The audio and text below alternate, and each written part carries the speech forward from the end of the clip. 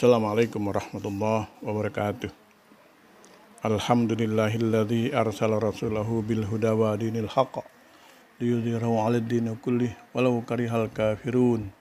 Salatu wassalamu ala asrafil mursalin Muhammadin wa ala alihi wa sahbihi ajma'in. Amma ba'du. A'udzubillahi minasyaitonir rajim. Alladzina amanu wa tatma'innu qulubuhum bi dzikrillah. Ala bi dzikrillah tatma'innul qulub. Shadaqallahul azim. Sahabat pendengar yang berbahagia, kali kesempatan ini saya akan sedikit membahas tentang teruslah bersemangat dalam menjalankan kehidupan atau jangan menyerah. Sahabat pendengar yang berbahagia, kehidupan ini tentu sebuah perjuangan, sebuah hal yang perlu diperjuangkan. Oleh karena itu, memang ada 3 hal yang penting kita lakukan, penting kita ketahui untuk atau dalam rangka memperoleh kebahagiaan hidup di dunia ini. Pertama, mari kita memelihara hati kita, hati yang sadar bahwa Allah senantiasa bersama dimanapun Dia berada. Janganlah kamu berduka cita, sesungguhnya Allah beserta kita. Penggalan kalimat tadi adalah dalam sebuah ayat At-Taubah, itu kalimat yang menjadi sangat luar biasa yang membangkitkan semangat dalam hidup. Kenapa tidak? Kalau Allah sudah bersama kita dari setiap hembusan napas, gerak tubuh, alur pikiran, kata hati kita selalu ada Allah.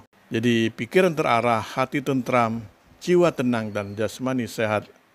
Kalau sudah menjadi satu kesatuan antara jiwa dan jasad, tenang akan melahirkan kebahagiaan hidup. Yang kedua, raga yang sabar dan tangguh menjalani kepatuhan kepada Allah. Dalam surat Al-Baqarah ayat 153, hai orang-orang yang beriman, jadikan sabar dan salat sebagai penolongmu. Sesungguhnya Allah beserta orang-orang yang sabar. Jadi ada 2 konsep yang ditawarkan dalam surat Al-Baqarah ayat 153. Pertama, salat. Dengan salat adalah wasilah antar hamba dengan Sang Pencipta dalam alam semesta ini. Salat menjadi sarana komunikasi hamba dengan Tuhannya, tempat berkeluh kesah, bercerita dan meminta doa atau meminta dalam menjalani kehidupan ini. Kemudian yang kedua, sabar. Sungguh akan kami berikan cobaan kepadamu dengan sedikit ketakutan, kelaparan, kekurangan harta, jiwa dan buah-buahan, dan berikanlah berita gembira kepada orang-orang yang sabar. Dalam surat Al-Baqarah ayat 155-156.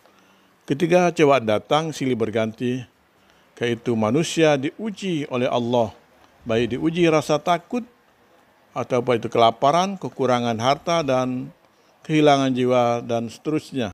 Di sini Allah ingin melihat sejauh mana kekuatan iman hambanya. Jelas kita dapat kabar gembira dari atas ini bahwa hanya orang-orang yang beriman yang mampu bersabar akan ujian yang diberikan Allah. Hal yang ketiga adalah sikap qanaah atau ridho dengan apa yang diperolehnya sebagai anugerah dari Allah dan tetap tenang jika hilang dari kepemilikannya.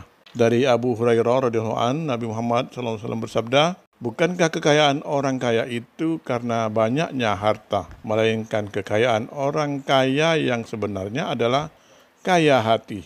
Hadis riwayat Imam Bukhari dan Muslim. Siapa mendengar, kebahagiaan itu bukan terletak pada harta, pakaian, jabatan, perhiasan, dan status sosial di masyarakat. Akan tetapi kesenangan hidup itu adalah kesenangan hati. Karenanya orang-orang yang beriman tahu bahwa semua yang dimiliki adalah milik Allah, akan kembali ke asalnya. Mudah baginya meminta kepada Allah, karena baginya Tuhan Maha Pemurah.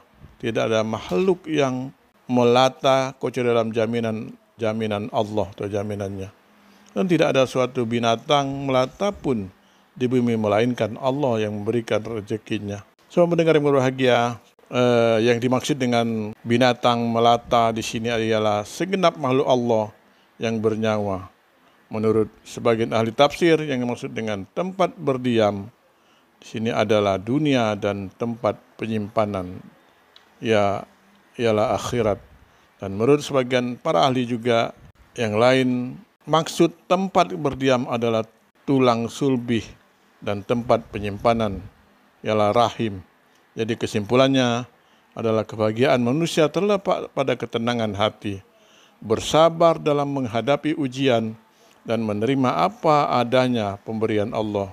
Jangan menyerah, teruslah semangat dalam menjalani hidup ini. Nasrun minallah wa fatun qarib. Wassalamualaikum warahmatullahi wabarakatuh.